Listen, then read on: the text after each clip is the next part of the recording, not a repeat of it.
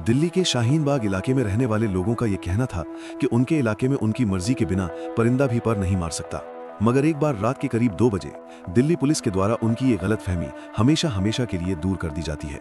दरअसल उस रात अचानक से शाहीन बाग इलाके की एक गली में दिल्ली पुलिस और एनएसजी कमांडोज की गाड़ियों की आवाजाही बढ़ जाती है और फिर कुछ ही देर बाद एनएसजी कमांडोज उस गली में मौजूद अलग अलग घरों की छतों पर अपनी अपनी पोजीशन ले लेते हैं। इसके साथ ही दिल्ली पुलिस के एक एसपी अपने कुछ जवानों के साथ एक घर के दरवाजे को खटखटाते हैं। दरवाजा खटखटाने के कुछ देर बाद ही अंदर की तरफ से एक सफेद रंग का कुर्ता पजामा पहना हुआ शख्स उस दरवाजे को खोलता है।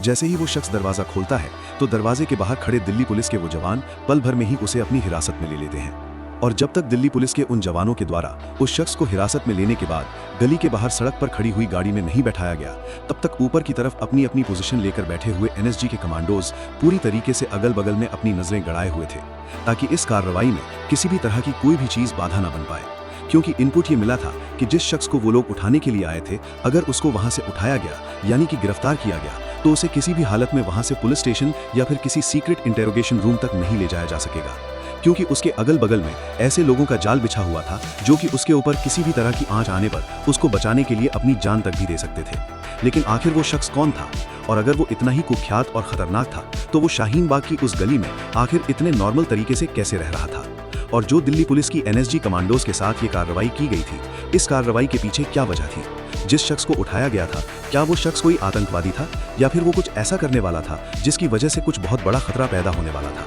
इन सब सवालों का जवाब आपको इस वीडियो के अंदर मिलेगा, इसलिए वीडियो को पूरा देखना मत भूलना। दरअसल उस रात दिल्ली पुलिस के द्वारा जिस शख्स को उठाया गया था, उस शख्स का नाम मोहम्मद शेख था। लेकिन मोहम्मद शेख कोई आम इंसान नहीं था, बल्कि पिछले कुछ दिनों से वो एक ऐसी साजिश रच रहा था जिस साजिश के तहत उसके निशाने पर कोई और नहीं बल्कि भारत के प्राइम मिनिस्टर नरेंद्र मोदी थे।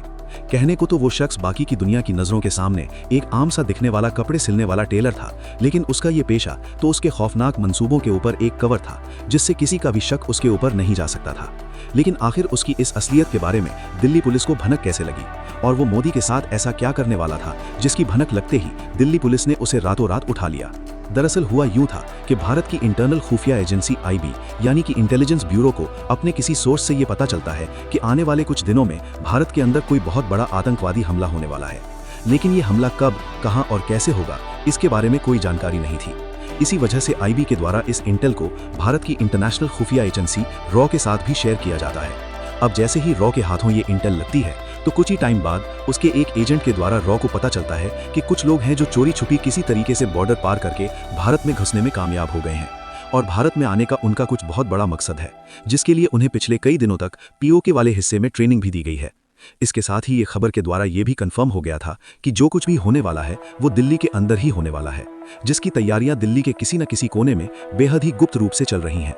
अब जब सुरक्षा एजेंसियों की नज़रों में ये चीज़ साफ हो गई कि जो कुछ भी होने वाला है वो दिल्ली के अंदर ही होने वाला है, तो जाहिर सी बात थी कि जो लोग बॉर्डर पार करके भारत में कुछ बड़ा करने के लिए आ रहे थे वो भी अब तक दिल्ली तक आ चुके थे। लेकिन अब सुरक्षा एजेंसियों के लिए जो सबसे बड़ी चुनौती थी वो ये थी कि दिल्ली की इतनी बड़ी पॉपुलेशन में महज उन कुछ लोगों को ढूंढ पाना बहुत मुश्किल था, और कब क्या हो जाए इसके बारे में कुछ कहा नहीं जा सकता था। लेकिन तभी एक ऐसी खबर निकलकर सामने आती है जिसने सुरक्षा एजेंसियों को उन लोगों के एक कदम और करीब पहुंचा दिया था, और वो खबर ये थी कि दिल्ली पुलिस में कुछ टाइम पहले ही एक नया लड़का भर्ती हुआ था, और उसके जो पापा थे जिनका नाम महेश था, वो दिल्ली में ही एक चाय की दुकान चलाया करते थे, और दिल्ली में वो जिस किराए के घर में रहते थे उनका वो घर शाहीन बाग वाले उसी इलाके में था जिस इलाके से उस रात दिल्ली पुलिस मोहम्मद शेख को उठा कर लाई थी। और उस कार्रवाई में इस शख्स का यानी कि महेश, जो कि दिल्ली में चाय की दुकान चलाया करता था, इसका बहुत बड़ा हाथ था।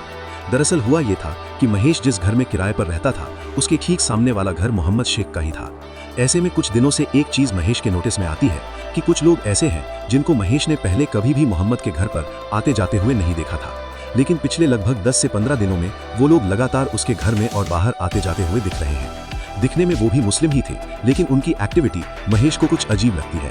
पहले तो महेश इस बात के ऊपर ज्यादा ध्यान नहीं देता है, लेकिन फिर पिछली 4-5 रातों से एक चीज हो रही थी कि रात के लगभग 2 से 3 बजे के बीच उनके घर के सामने एक वैन आकर रुकती थी, और वो लोग उस वैन में बैठकर कहीं जाते थे, लेकिन सुबह होने से पहले ही वापस लौट आते थे।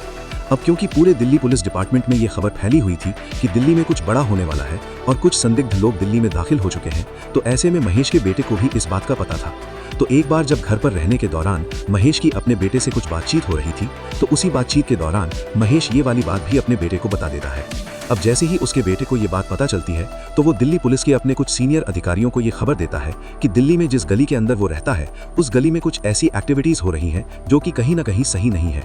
इसके बाद ये इंटेल दिल्ली पुलिस के जरिए आईबी और फिर आईबी के जरिए रॉ तक पहुंचाई जाती है। जैसे ही रॉ के अधिकारियों तक ये बात पहुंचती है तो वो लोग इस खबर को भारत के national security adviser Ajit Doval के साथ शेयर करते हैं। जब तक ये सब घटनाक्रम हो रहा था तब तक अजीत डोभाल देश के अंदर मौजूद नहीं थे। वो किसी इंटरनेशनल काम से किसी दूसरी कंट्री में गए हुए वापस आते ही डोभाल इसी काम पर पूरी तरीके से लग जाते हैं। लेकिन बिना किसी सबूत के शाहीन बाग जैसे इलाके से एक शख्स को उठाना भी ठीक नहीं था, क्योंकि वो इलाका एक समुदाय विशेष का इलाका था, तो ऐसे में दंगे फसाद होने के चांसेस थे। तो इस वजह से सबूत जुटाने के लिए डोभाल के द्वारा मोहम्मद शेख के ऊपर नजर रखने के लिए अपने कुछ एजेंट छोड़े जाते हैं। वो एजेंट मोहम्मद शेख के ऊपर 24 घंटे नजर रख रहे थे। इसके साथ ही अजीत डोभाल बाकी की चीजों के ऊपर भी नजर रखते हैं, क्योंकि उनको ये डर था कि हो सकता है ध्यान भटकाने के लिए इस तरह की खबर जानबूझकर फैलाई गई हो ताकि उनका ध्यान किसी और तरफ हो और हमला किसी दूसरी जगह पर हो जाए। अब जब उन लोगों के ऊपर नजर रखे जाने लगी तो पता चला कि मोहम्मद शेख के घर में जिन लोगों का आना जाना हो रहा था वो टोटल 5 लोग थे। उन 5 लोगों में से एक बूढ़ी औरत भी थी, लेकिन अब अचानक से ही वो बूढ़ी औरत दिखना बंद हो गई थी। यानी कि उस बूढ़ी औरत को छोड़कर अब सिर्फ 4 लोगों का ही मोहम्मद शेख के घर पर आना जाना हो रहा था। और फिर कुछ ही दिनों बाद उन 4 में से भी एक शख्स गायब हो जाता है। धीरे धीरे ऐसे करते करते वो 5 के 5 लोग ही अब मोहम्मद शेख के घर पर आना जाना बंद कर देते हैं। जब उन लोगों का आना जाना बंद हो गया तो सुरक्षा एजेंसियों को लगा कि शायद वो वास्तव में ही उसके कोई रिश्तेदार थे जो कि कुछ दिनों तक उससे मिलकर वापस जा चुके हैं। लेकिन सुरक्षा एजेंसियों का ऐसा सोचना बिल्कुल गलत था, क्योंकि वो लोग मोहम्मद शेख के कोई रिश्तेदार नहीं बल्कि वही लोग थे जो पाकिस्तान से सरहद पार करके हिंदुस्तान में किसी आतंकवादी हमले को अंजाम देने के लिए आए थे। और वो आतंकवादी हमला भी कोई ऐसा वैसा हमला नहीं था, बल्कि एक फिदायनी आत्मघाती आतंकवादी हमला था जो अगर कामयाब हो जाता तो इस वक्त हम लोग हमारे देश के एक और प्राइम मिनिस्टर को खो चुके होते। और इस बात का खुलासा तब हुआ जब नरेंद्र मोदी की बिहार के पटना शहर में एक रैली थी। जिस जगह पर उनकी रैली होनी थी उस जगह पर खुशकिस्मती से महेश के उसी बेटे की ड्यूटी लगा दी जाती है जो कि दिल्ली पुलिस में कांस्टेबल था। और जिस दिन प्रधानमंत्री मोदी का वो रैली वाला कार्यक्रम था उस दिन से लगभग 1 हफ्ते पहले ही उन लोगों को वहां की सुरक्षा व्यवस्था देखने के लिए भेज दिया गया था, जो कि पीएम मोदी की सिक्योरिटी एजेंसीज एसपीजी और एनएसजी के साथ मिलकर उनके एक हेल्पर के रूप में काम करने वाले थे।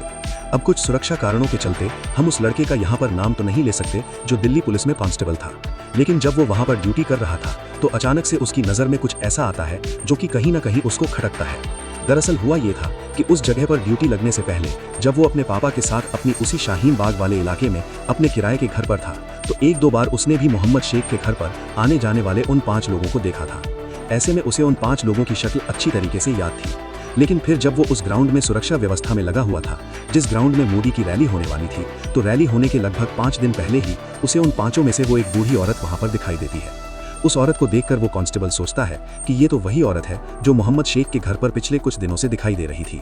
अब जब पहले दिन वो उस औरत को वहां पर देखता है तो वो उस बात को इग्नोर कर देता है, लेकिन वो औरत लगातार 3 से 4 दिनों तक उसे उसी ग्राउंड के अगल बगल में भटकती हुई दिखाई देती है। इसके साथ ही वो एक बात और नोटिस करता है कि वो उस ग्राउंड की तरफ काफी गौर से देखती रहती थी, जैसे कि उसकी नजरें हर वक्त किसी न किसी चीज को ऑब्जर्व कर रही हों।